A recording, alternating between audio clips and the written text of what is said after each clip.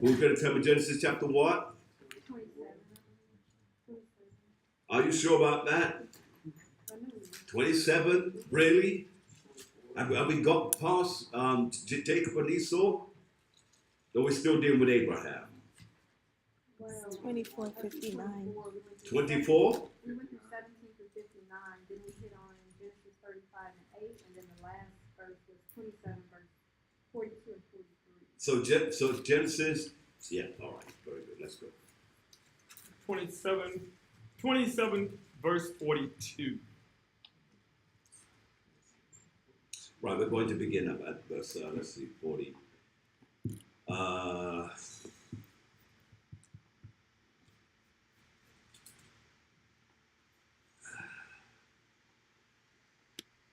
Are you sure it's 27 though? It's 24:59.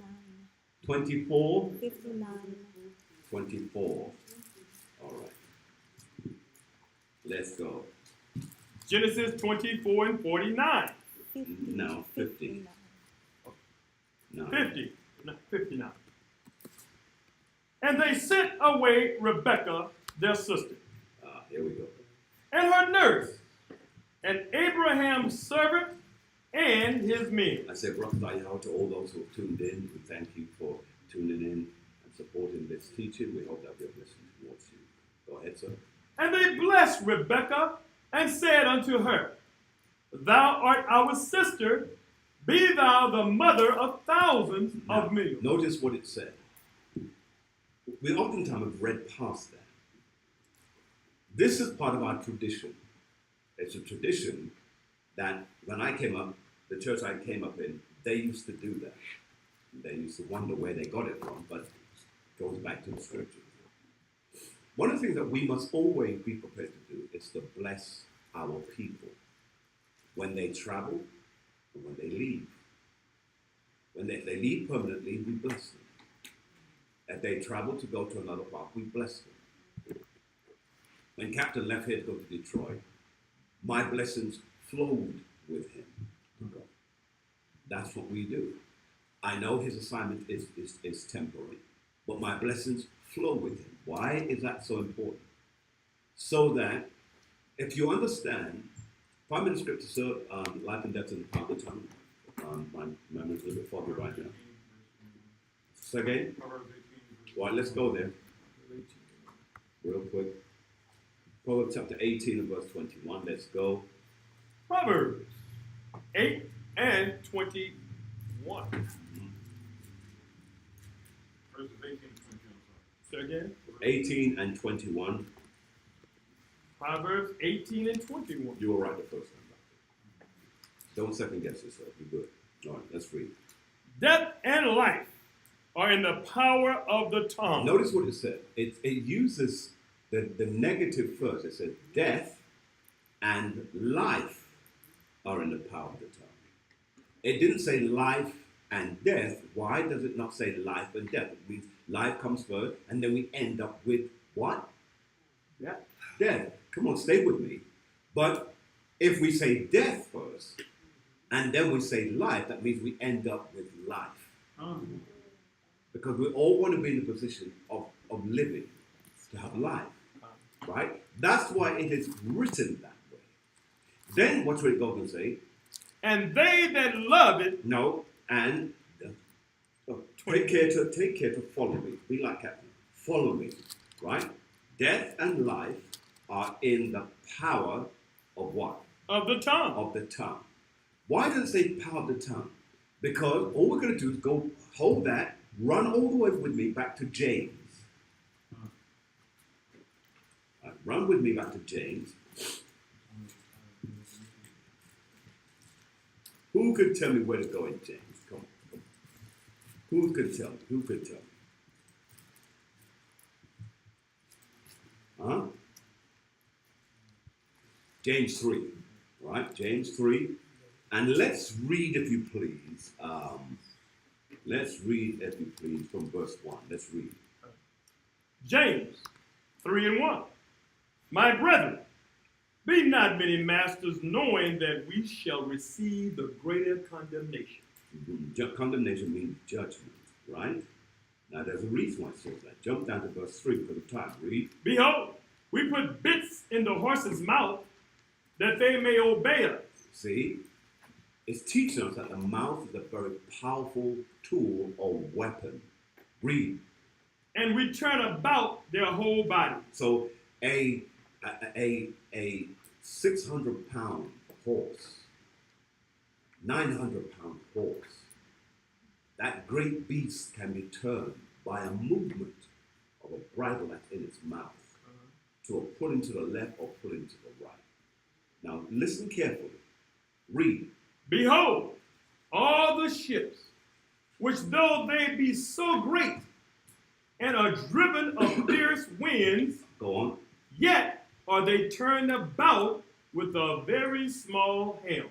So it's teaching us now that the greater the size of a ship, it does not need a great bit, but a small helm. It's that which is a handle that goes into the water. It's like a flap, and if you turn it one way or pull it one way or push it away from you, it can turn the entire vessel about or to keep it on course. So what is it teaching us? What is said with the mouth has the ability to keep you on track or to turn you away from or to manipulate you to turn the other way. The mouth has the ability to change your direction. So then when we jump down now to verse 5, it says, read. Even so, the tongue is a little member. And notice, the tongue is the smallest thing in your body. Really, it flaps around. It's in there. It's multi-purpose, mind, because it's meant to be. You can taste things in the air simply by opening your mouth. You could taste things that you consume or drink or eat by the consumption of it. And you know what it tastes like before it goes into your belly. That's why if anything is bitter before it goes inside of you, you can spit it out. The tongue is that important. So then think about the tongue and how it has the ability now to sample things before it goes into the body. Now think about the tongue. If it releases anything to come out of it, that's negative. So then it says, read. And boasted great things. Behold, how great a matter a little fire kindleth. So it can cause fire. That's why you have to be careful what you say. That's why the scripture says death and life is in the power of the tongue. But read on. And the tongue is a fire. The tongue is what? A fire. Read. A world of iniquity. Notice it uses the word world. The word iniquity is beside it because it's saying that tongue, what you say, can bring about sin. Read. So is the tongue among our members. Go on. That it defileth the whole body. It can defile your whole body by what you say. Read. And setteth on fire. And set the world on fire around you. Read. The course of nature. The course of nature. See? So it's telling you clearly there that the tongue is a dangerous thing. That's why you have to be careful how it's used. And you have to be careful how you use it against whomever you're dealing with. Because if you deal with the wrong person, fire is coming out of the mouth of that person. Does it not say, read the latter clause of verse 6 again? Yes, sir.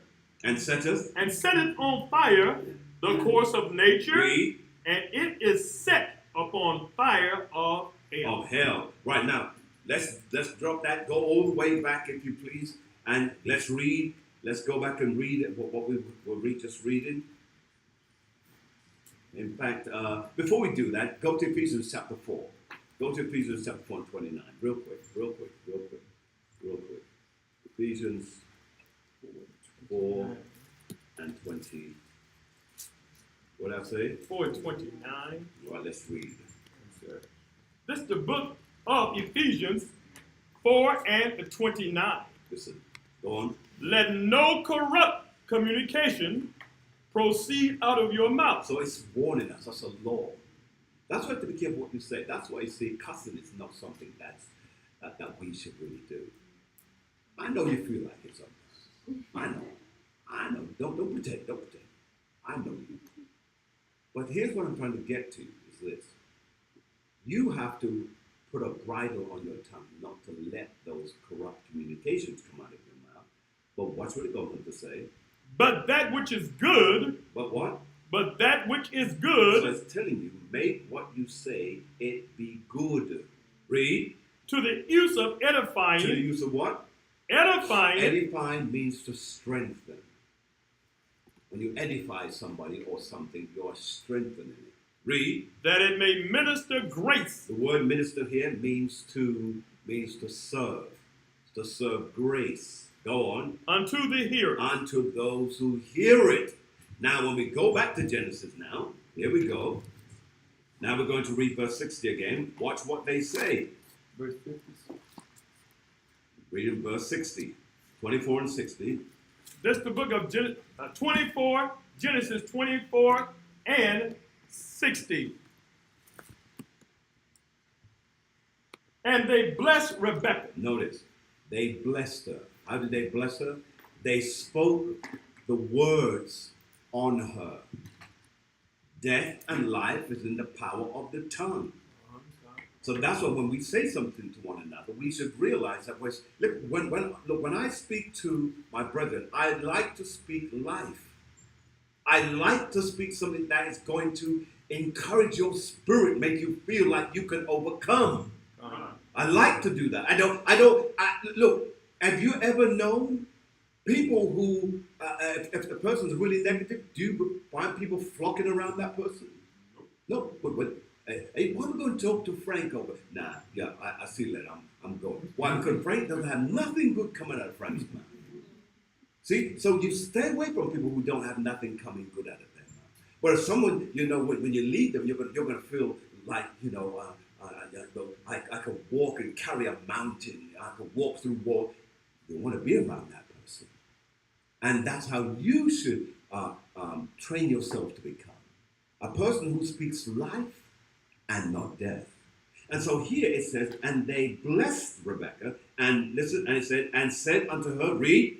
Thou art our sister. Go on. Be thou the mother of thousands of millions. Go on. And let thy seed possess the gate of those which hate them. Read. And Rebekah arose, and her damsels, and they rode up on the camels, and followed the man. Read. And the servant took Rebekah and went his way. Go on. And Isaac came from the way of the Laharoy, for he dwelt in the south country. Read.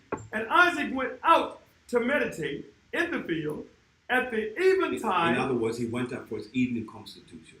Again, another habit that our people did. That's why the scenery that we have has got to be scenic. Because when we go out, what we see inspires our soul. And that's why when you live in a concrete jungle, there's nothing to inspire your soul. But here is teaching us, even back then, our forefathers, they went out for their evening constitution. They would walk and they would meditate. They would look at the sky, look at coming down of the sun, look at the ambience of the clouds begin to settle themselves, the hills and the valleys and the grass and the trees. They looked at those things and it inspired them. Because remember, we are the children that all that was made for. So notably, it's designed to inspire us. And then, remember, we just spoke about Washington Carver. Washington Carver was inspired by plant life, by botany. And when we read on, it says, read. At the eventide, and he lifted up his eyes and saw. Go on. And behold, the camels were coming. The camels were what? Were coming. I taught a message on that many years ago, called The Camels Are Coming, but keep reading. And Rebekah lifted up her eyes, and when she saw Isaac, she lighted off the camel. She did what? Lighted off the camel. She moved quickly. She got off the camel. She was preparing herself because she has to be in a certain adornment to meet her master, the one who's going to be her husband. And she wanted to make sure that she gives a good impression. Remember, your first impression is the lasting impression. And so, watch what she did. Go on. And Rebekah lifted up her eyes, and when she saw Isaac, she lighted off the camel. For she had said unto the servant, what man is this that walketh in the field to meet us? Read. And the servant had said, it is my master. Therefore she took a veil and covered herself. Go on. And the servant told Isaac all things that he had done. Read. And Isaac brought her into his mother Sarah's tent and took Rebekah, and she became his wife. Notice. Now, what's happening here? What do you see happening? Remember, this is done according to our history.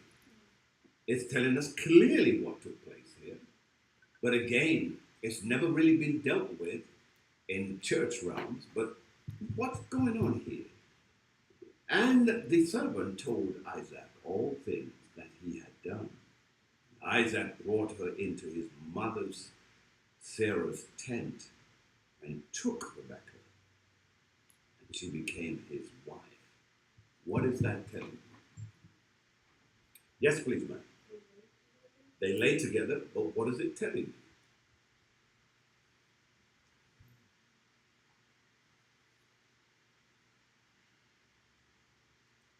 What's it telling you, Yashara? Read it. And Isaac brought her into his mother Sarah's tent and took Rebekah, and she became his wife. And he loved her, and Isaac was comforted after his mother's death. What is it saying, Yashara? Say again? After he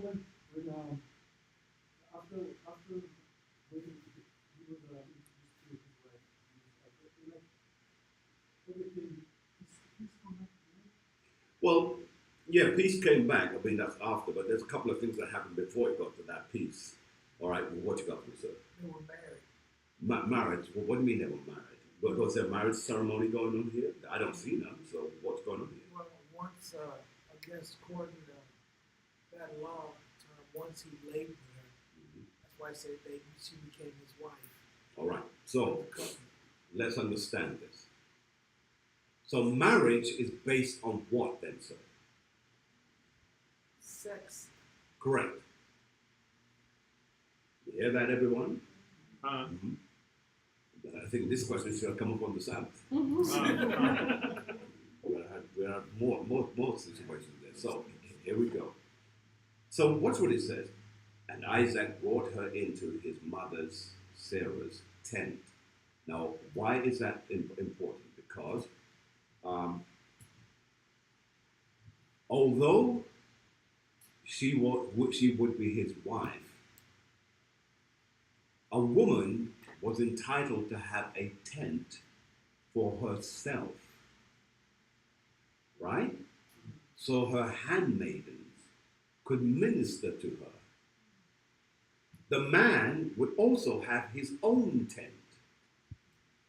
Are you with me so far? And his servants could minister to him.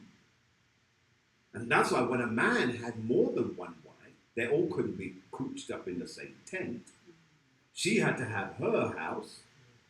The chief one had to have her house, and he had to have his place. Why did he have his place?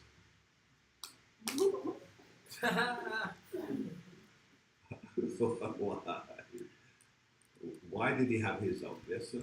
Because he had different wives, and sometimes they might come out with it. So that's like improper. He needs to have some peace stuff. Let me just make it plain. Otherwise, he would have the wives coming in and giving him a lot of drama there. But they had their different places. All right. In this case, it's only one place. So Sarah's tent was still erected because it was erected as a home. Now, in Scripture said, she already knew the purposes of why she came there, right? Talk to me. We adults in here. I've got no children here right now, so I can talk freely, right? And so she knew the purposes of what her journey was about. Now, obviously, they've left out some basic things. Obviously, she would have washed and she would have perfumed herself and prepared herself. He would have gone and done the same thing. Mm-hmm. And then they would go to his mother's tent and consummate the marriage. According to the scriptures, when a man has sex with a woman, he has married her. Ooh, That gets real dodgy for some of us hearing that, right? But let's make it plain, because remember, we're adults here, and if you never heard it before, let me make it plain. Sex is the key to marriage. That's why the scriptures teaches that men should wildly go. All this nonsense you've heard them teach when we were younger. Say, go and sow your oats, son. Yeah. No, there's no sowing oats. No sowing oats at all. You've got to keep yourself. And yourself that you have is to keep yourself for your woman. The woman cannot go out and sow oats. So sowing what oats? There's no oats being sown. She keeps herself for her husband. So, according to the scriptures here, when they came in and had sex together, they were husband and wife. Now, some folk must have a whole lot of wives out there and a whole lot of husbands out there. Getting quiet now. It's uneasy. There's a few bumps going along. All right. So that's what it's teaching us there, right? Now, the reason why it has to be said, because, again, we're sheepish about this. I've never been sheepish about it because it has to be said. These things have to be said so people know. You don't know if you're not taught. That's true. And so when you're taught now, then you have no excuse. Before you can have, I didn't know this. It wasn't taught to me. Right. I had no clue to that. But that's what the scripture says. So the moment Isaac brought her into his mother's tent and took her. Notice there are two other words that's used in regards to sex in the scripture. What are they? You have one of them. Do you have both or do you have one? You, sir. So, saw her naked. No. All right. So anyone else? What is the term? Yes? One moment. Go on. Right. So the word is new. Took here. Took, the word took. What does that necessarily represent? Can anyone please tell me? Took.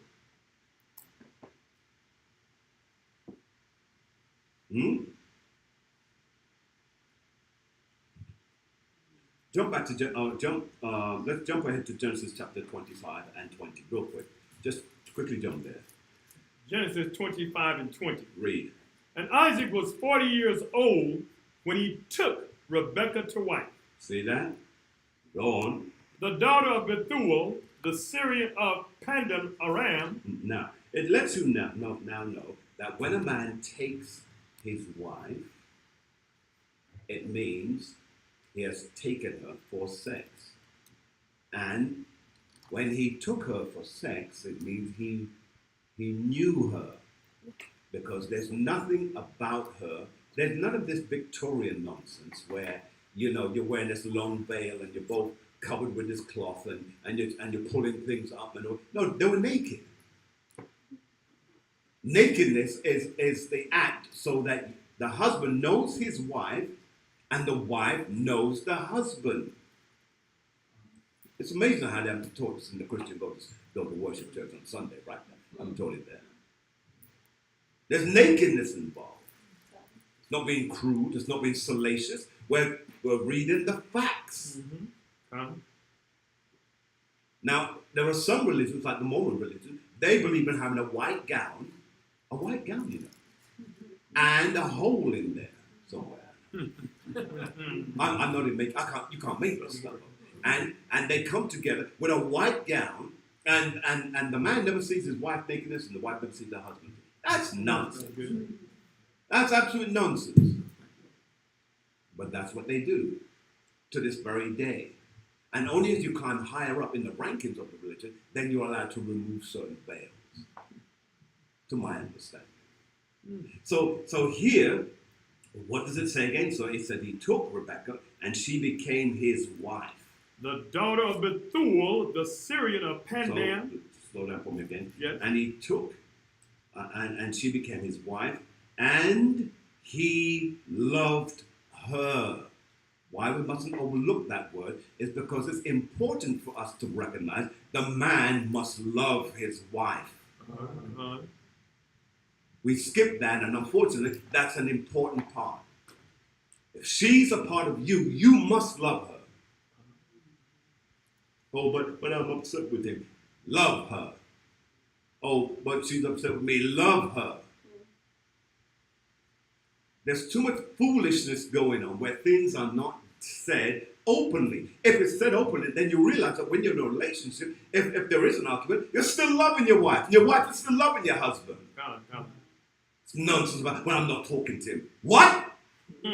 Oh, yes, you're going to talk to me. Yes, we're going to the room. We'll sit there until we talk. We're going to talk. There must be communications. Come on, all this nonsense. Yeah. But he hurt me. Hurt how? Did he punch you? Did he slap you? No, he just said some things. Oh, sticks and stones. Come on. You must love your wife, and she must know it. She must trust you. There's got to be a trust element because she's never known him from Adam. Are you seeing how powerful this is? She's never known this man. But she has to entrust herself. And she went by faith, believing that this man would be her husband, and they would have a life together, and the Most High God would make a way for them. That's how the relationship is to be. You love regardless of the situation. It's hard, isn't it? Hard to hear, isn't it? All quiet in here now. But then, we're not going to harp on that. And then it said, and Isaac. And Isaac was 40 years old. And Isaac entreated. Let me read it. And Isaac was comforted after his mother's death. So what does that teach us? There's something about your wife that brings comfort to you. There's something about your wife that brings peace to you. You see that? It shows that the woman's role is not simple. It's not simpleton role. It's not simpleton position. It's very powerful. The man must feel comfort, feel peace, and tranquility when he's with his wife. This is the only source that he could open up himself. In fact, do you know what the word intimacy actually means? It's the reason why this is so easy for me, because I dealt with this years and years ago. We used to do something called the X-rated gospel. Oh yeah, X-rated. Oh yes, indeed. But we dealt with things. But you know how many marriages stayed together? You know how many marriages were saved through it? Because we just dealt with the things that people know would sweep under the carpet or hide outside the back door. But what does the word intimacy actually mean? Can anyone tell me? Anyone? Anyone? Yes. Tell me what you got, sir. Grace and peace. Here it's written as a close familiarity or friendship. Closeness. It's like a closeness. Right. Now, the word that you used was a perfect word. Familiarity. It means then that when the man is naked or the wife is naked, regardless of their flaws, each other sees the flaws, but loves the person in spite of. Isn't that something now? Because it means now that she's got nothing to hide and he has nothing to hide. I'm loving you the way you are, and she's loving me the way that I am, and we grow together, and the two become one. The coming together in the making is them becoming one. Now, this reason why that's so important, it goes in a much deeper facet, dealing with the church, the body of Israel, and Yahushua, who will be the husbandman to us. That's why our weddings were so special. In the kingdom age, when we have our marriage supper with our Yahushua, it will not be just for a day. It's normally 7 days, but I'm under I don't know where I'm getting that from. I have to recheck my notes. It will be for like several years, boss. It will be the marriage of all marriages. Because the King of Glory will marry at last the people that have been taken from him. And he came like a prince to kill those who have taken and abused her, to make her clean again, and now to possess her as his own. That's what Israel will become to our Lord Yahushua. Come on? Come on. And so now, when we jump ahead now, we go to verse 25. Let us read. Genesis 25 and 25. And the first came out red.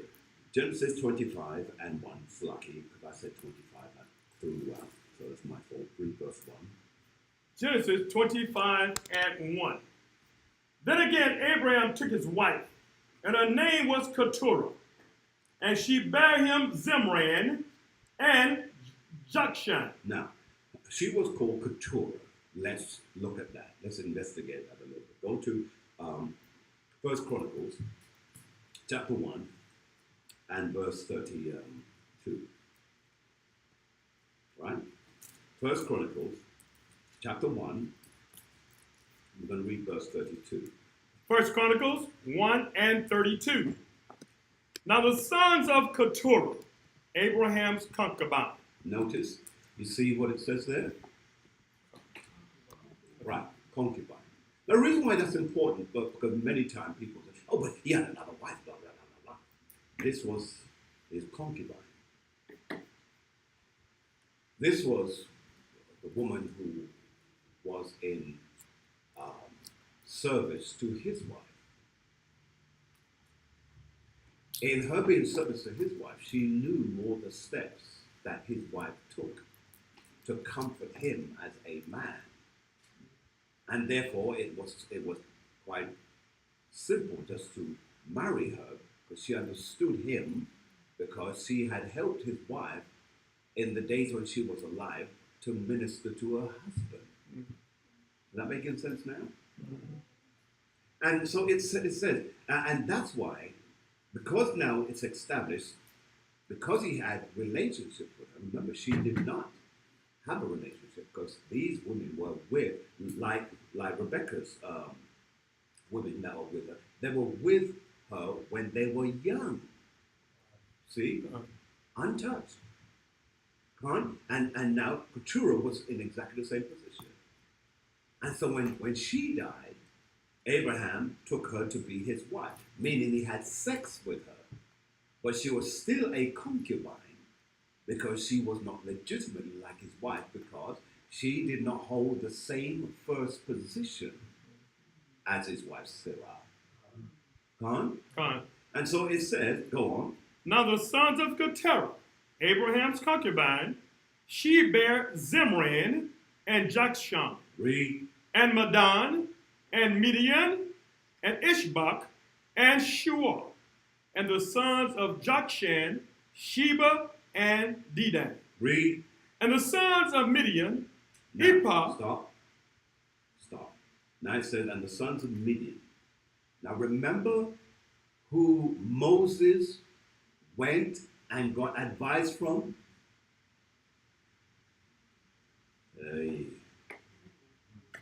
All right. Remember when Moses found his wife and he gave helped the wife, the woman, Moses' wife, to Zipporah to get the water and to water the sheep, etc., etc. Right? Remember, Zipporah's father was who? What was his name? What was his name? Yes, sir. Jethro. Now he has two names, but that's one of his names, because you'll confuse him sometimes, because the scripture uses his two names, and you think they're two different persons. No, they're the same people. But Jethro, he was a Midianite priest, right? Remember this as well. He understood the way of the Most High God. Why? Why? Because of Abraham. Right? Oh, that's so thorough. And so when we go back now and we read it, verse 33 again, let's read. First Chronicles 1 and 33. And the sons of Midian, Ephah and Epher, Go on. and Hinnoch, Go on. and Abida, Go on. and Eldahah, Go on. all these are the sons of Keturah. Keturah, right? Got that? So, but remember this, that's why you cannot put those sons with the sons who came by way of the promise. Con, Because in Isaac the promise was called. And so the other sons who came by way of Keturah, they were not of the promise. Got that? All right. In case someone's struggling, and I sense some of you might be, go to Romans chapter 9. Romans chapter 9, real quick. Yes, doctor. In fact, begin at 7. Romans 9 and 7.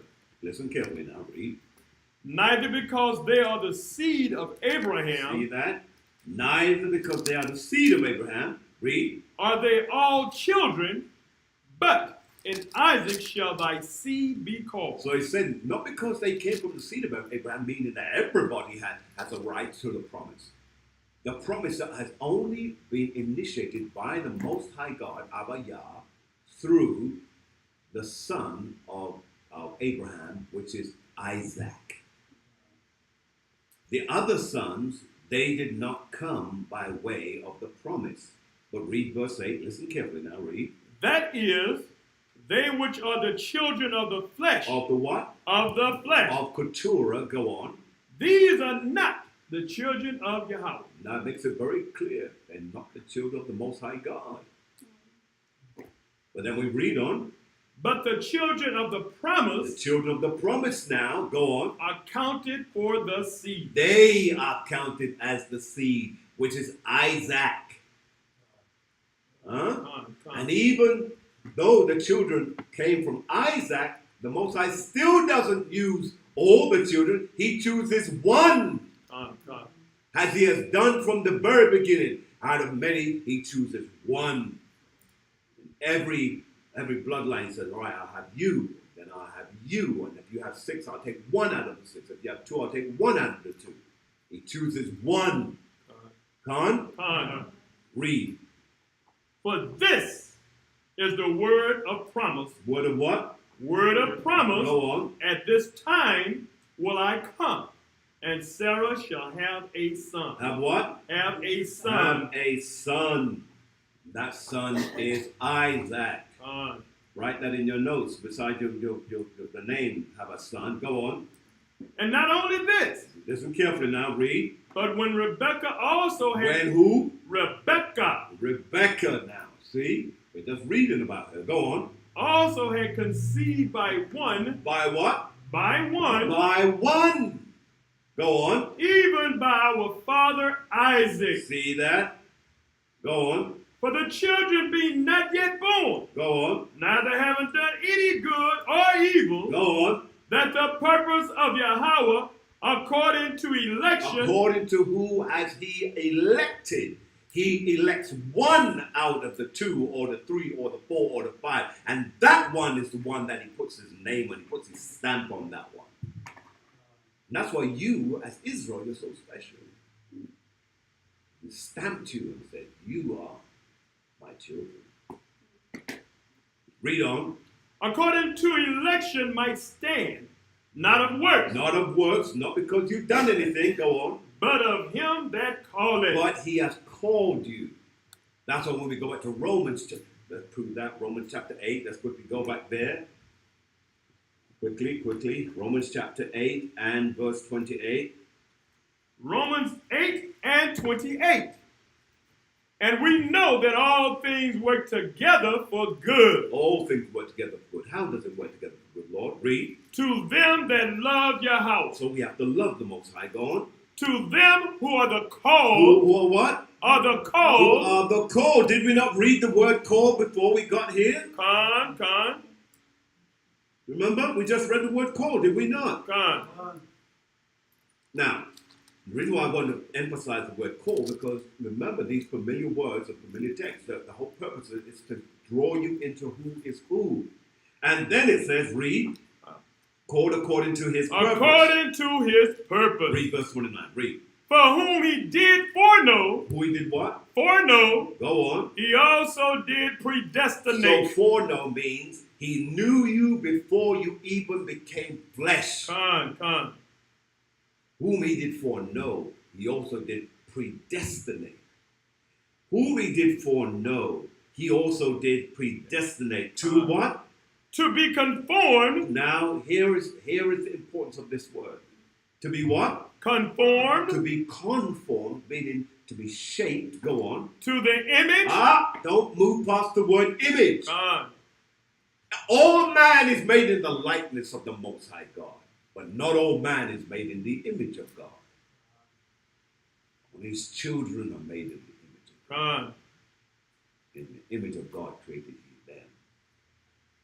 That making sense to you? God. Read. To the image of his son. Go on. That he might be the firstborn among many brethren. So we are like his son. We bear resemblance, the image of his son. God. Beloved, it does not yet appear what we shall be, but we know when he shall appear, we shall be like him. God. It's heavy, isn't it? Yeah. It's really heavy. I get excited about it, but anyway, let's go back. So let's get back to Genesis. Right? Right. So we're back to Genesis chapter 25. We're reading verse 1. Let's read again. Genesis 25:1. Go on. Then again Abraham took a wife, and her name was Keturah, and she bare him Zimran, and Jokshan, and Medan, and Midian, and Ishbak, and Shuah. Go on. And Jokshan begat Sheba, and Dedan. Go on. And the sons of Dedan were Ashurim, and Lestushim, and Lemuel. Go on. And the sons of Midian, Ephah, and Epher, Go on. and Hanok, Read. and Abadiah, and Eldaha. All these were the children of Keturah. Read. And Abraham gave all that he had unto Isaac. So the firstborn must get everything that was promised to him from his birth. Now, you who are Israel, remember, Israel is not a place. Israel is a man. Israel is a man. His name was Jacob. His name is now Israel. All of the seed that comes from him, you are called Israel. Hence you are called Israelites. Israelite, not Israeli.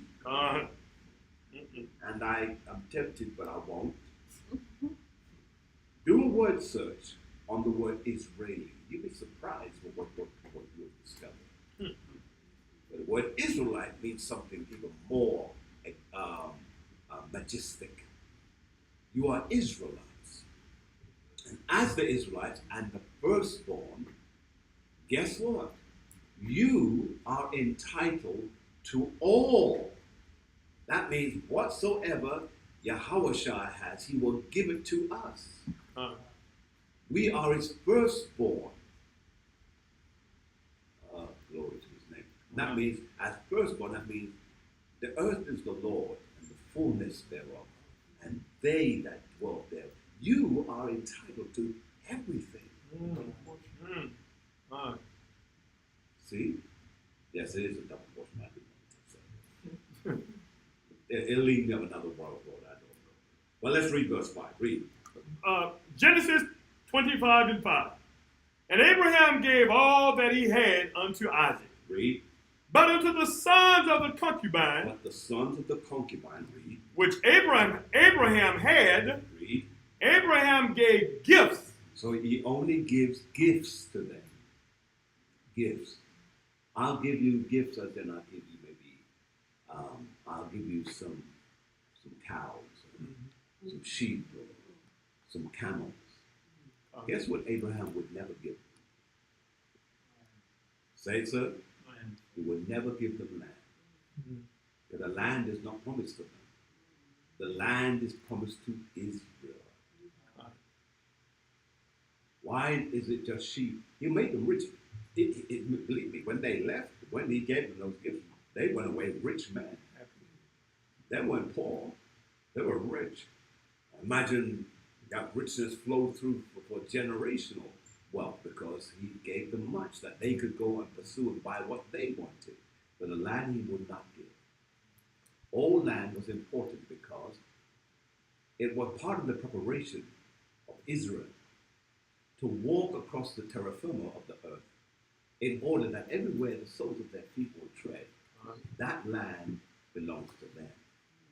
That's why it was a mistake, you see, when they took us into slavery. Because when they took us into slavery, first the Arabs, and made us walk up and down in their land, and then marched us all the way across one end of the world, they didn't realize that everywhere you made the soles of our feet trod, we own you. You took us in Moab, you took us down to your place, we own you. Ammonites, we own you too. Everyone that has taken us and made us walk on their land, we own them. And so, let's read on it, please. Read on. Yes. And sent them away from Isaac. And did what? And sent them away from Isaac his son. That was a wise father. He recognized that he couldn't keep them around with the heir apparent.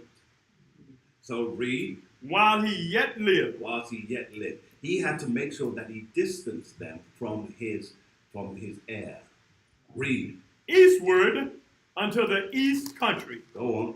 Now remember, we're east country people. Like remember, even though they went eastward and went further into the eastern areas,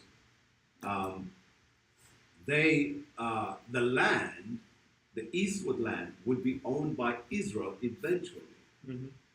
So even if they went and they took their money and they bought land, we would be the landlords. We would be the landlord, from the word to own. Con? Read verse 7. And these are the days of the years of Abraham's life, Read. which he lived, 115 years. 101. 115 years. What is that? Tell me, sir. Isn't it 420? I'm asking you to tell me. You're asking me what's up with that? You're meant to give me the answer, doctor. I already know the answer, so tell me, what is it, sir? 175? Okay. Real good, doctor. Because three scores is what? 20? No, a score is what? 20. 20, yeah. So 3 of these is what? 60. 60 plus 15? 75. Well done, my brother. I'll make you a teacher, yeah. All right, so read on, please.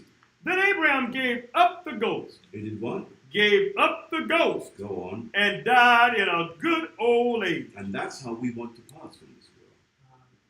We want to die at a good old age. We want to fulfill the things that he has put us on this terra firma to fulfill. And And then we read on. an old man, and A what? an old man, An old man, go on. and full of years, And full of what? years, Full of years.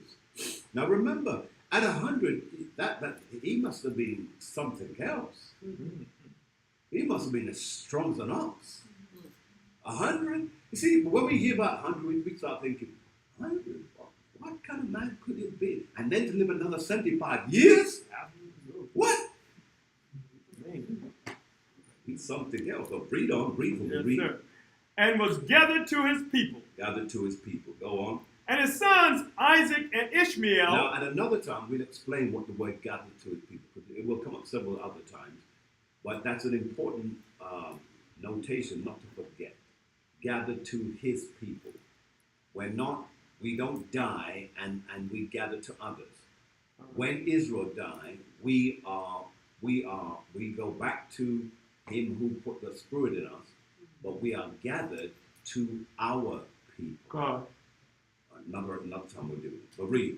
And his sons Isaac and Ishmael buried him in the cave of Machpelah, and in the field of Ephron, the son of Zohar the Hittite, Read. which is before Mamre. Read. The field which Abraham purchased of the sons of Heth, Go on. there was Abraham buried, Read. and Sarah his wife. So they were buried together. Now, why is that so important? Because today you will find that there are many graves and they don't have husbands beside them. Mhm. There are many women who will die and they don't have husbands beside, and many men who will die and they don't have wives beside. Mhm. It is part of the pattern of our departure that we are buried with those that we were wedded to. Part of the pattern of life. And so, and again, there's a teaching in that, but that's, I guess, for down the road. And so it said that he was buried with his wife. Read that again.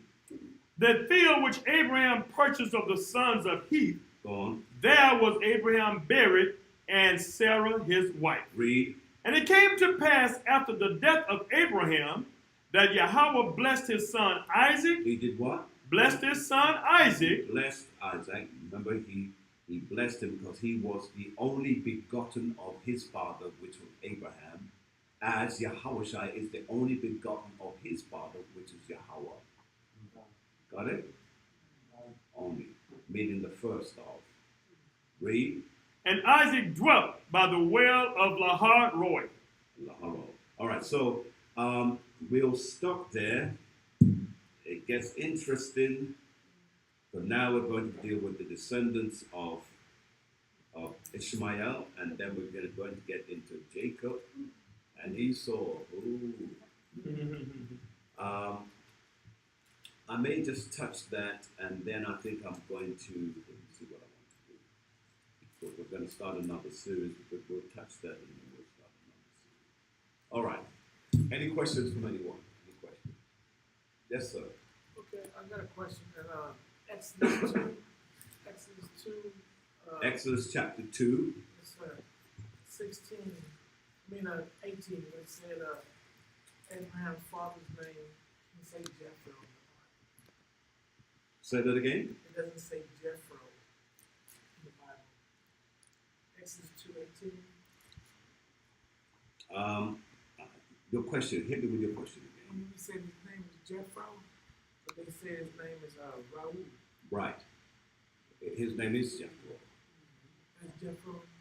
And Raul is also, Raul, he is also Jethro. Same person. I'm trying to see where they got Jethro. Right. Well, I won't touch it. I have to explain it. All right. But those instances, so I mentioned earlier that he has two names. All right. They both have a certain meaning. Any other questions from anyone else?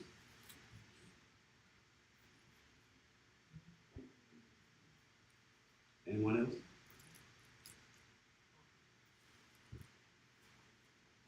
Go to Numbers 9 for me, please, real quick. 10. Lucky eye. Okay. I'm there, sir. 29, read. Numbers 10 and 29. And Moses said unto Hobab, the son of Raguel the Midianite, Moses' father-in-law. Read it again. And Moses said unto Hobab, the son of Raguel the Midianite, Moses' father-in-law, we are journeying unto the place of which the Lord said, I will give it you.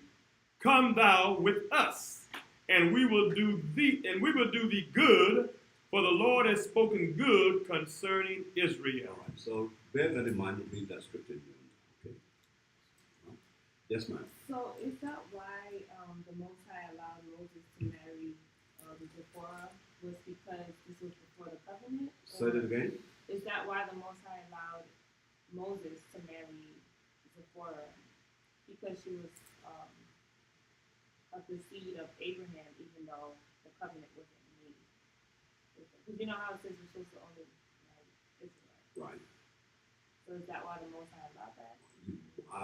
I'm waiting, hoping that you kind of see what you're saying. So who was she? Zipporah. She was the daughter of Jethro with Raul, and Raul is the descendant of Abraham, who was married to Keturah. Right. So it's same bloodline. Mm-hmm. All right. Yeah, thank you. Yes, sir. So that's why God cursed Miriam when she tried to talk bad about Abraham. Curse who? Miriam. When Yes. he tried to curse Moses for marrying her. Very good. Miriam didn't understand the plan of God. So what did Miriam try to do? Miriam tried to usurp herself. Now, in order to understand what Miriam did, you have to, again, go back to the beginning and understand what Eve did. Eve tried to usurp herself over Adam. And you'll notice what Miriam also said. She said, we hear from God too. Why would you do that? Why would you start coming out speaking that way? When, no, see, what I want you to get is this. You saw your brother taken from the Nile River, raised in the house of Pharaoh. He still had Israel in it because he killed an Egyptian for one of his people. Then he ran for his life, stayed 40 years in the desert, in the wilderness. Stay with me now. It's your questions. I don't like putting my books for. And so watch this now. And so here he is, right there in the house of Ra'ul, and he takes a wife, which is Zipporah. And you'll hear people say, but she was African, she was African. Ah, come on. Let's keep it on track. And so, but notice, she understood the laws. Because remember, when Moses was heading back now with his wife and his children, the angel of the Lord was coming to kill Moses. Why? Because he didn't do what? He didn't circumcise his sons. And she quickly took a stone, broke up the stone, took the flint of it, and circumcised her son. Which was the act that the father should have done, not the mother. You see? So she saved his life. Right? Now, here comes the sister now, years later, because now he leads them out of captivity. They go through a Red Sea after you just seen all of the 10 judgments that came on Egypt, from frogs to plagues to darkness that you could touch with your hand. You saw all of that, and you still have the nerve to run your mouth. And we walk through a sea, walls of water up on one side and on the other. We could see sharks and whales at the bottom, because we're at the bottom of the ocean now. Walking through that, and he gave us light to walk through. He gave us dry ground to go through that. We get on the other end. You get so excited. You get your tambourine now, and you're playing your tambourine. You know there had to be some Negroes now, but the white people aren't going to do that. And playing tambourine, I'm getting all excited. Then watch what happened. Then they get thirsty. He speaks to the rock, and then he strikes it on the other occasion. Water comes from the rock. How many things have you seen the Most High God do for this man, and you now want to run your mouth and say that the Most High speaks to you as well? That's why her punishment was grave. The very thing that she was arguing about, which was no count, because obviously she obviously didn't know the history. She goes back to Abraham. And then to find that the Most High said, all right, I'm going to turn you into the very thing that you complain of. He turned her as white as snow. They had to put her outside the camp. But Most High, remember, he would have killed Aaron at that point.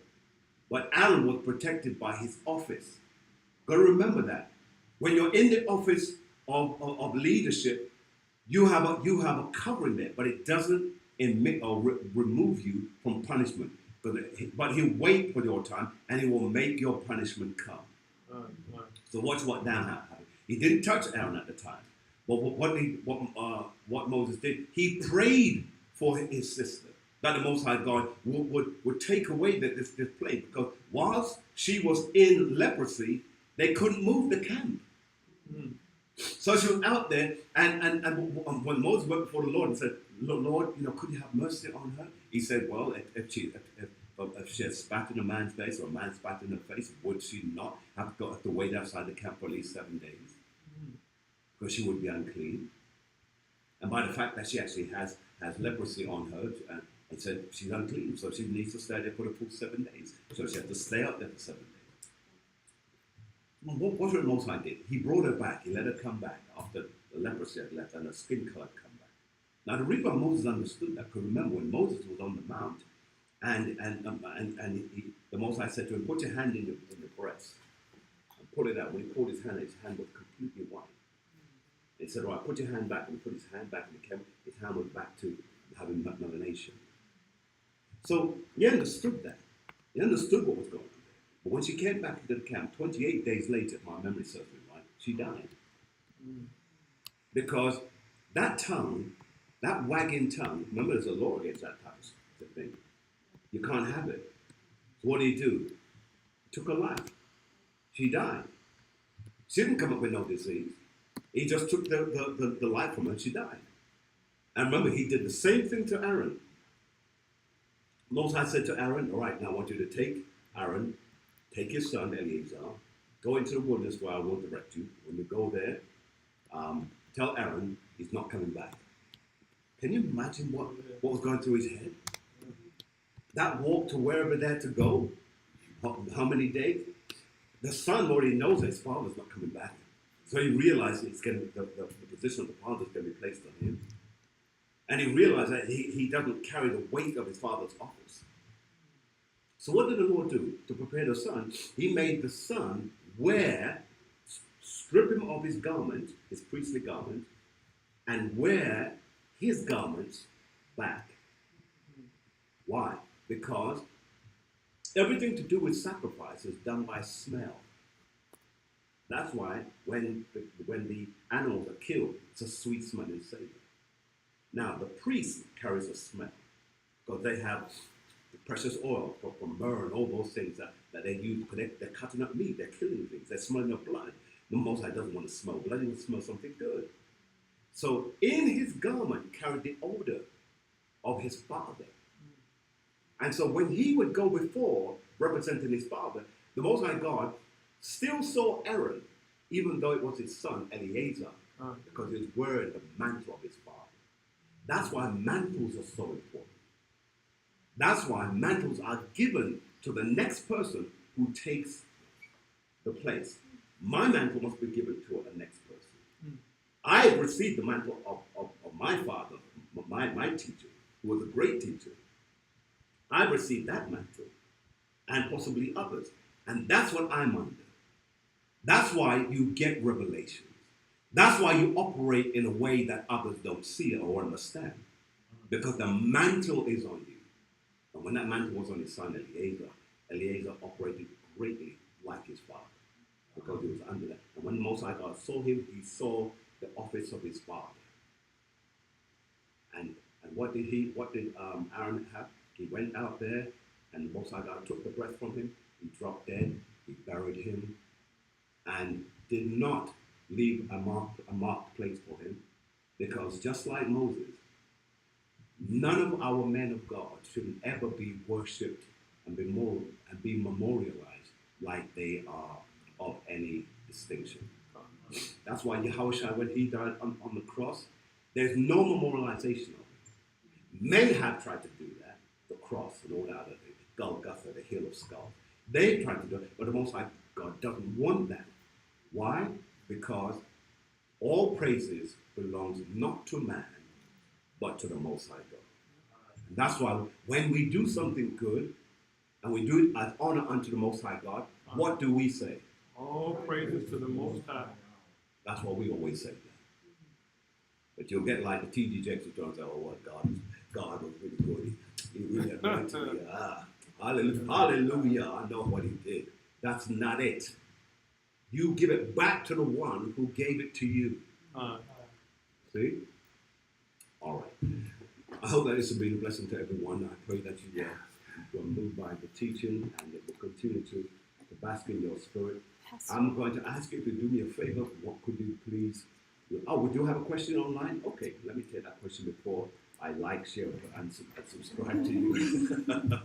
Yeah, let's go.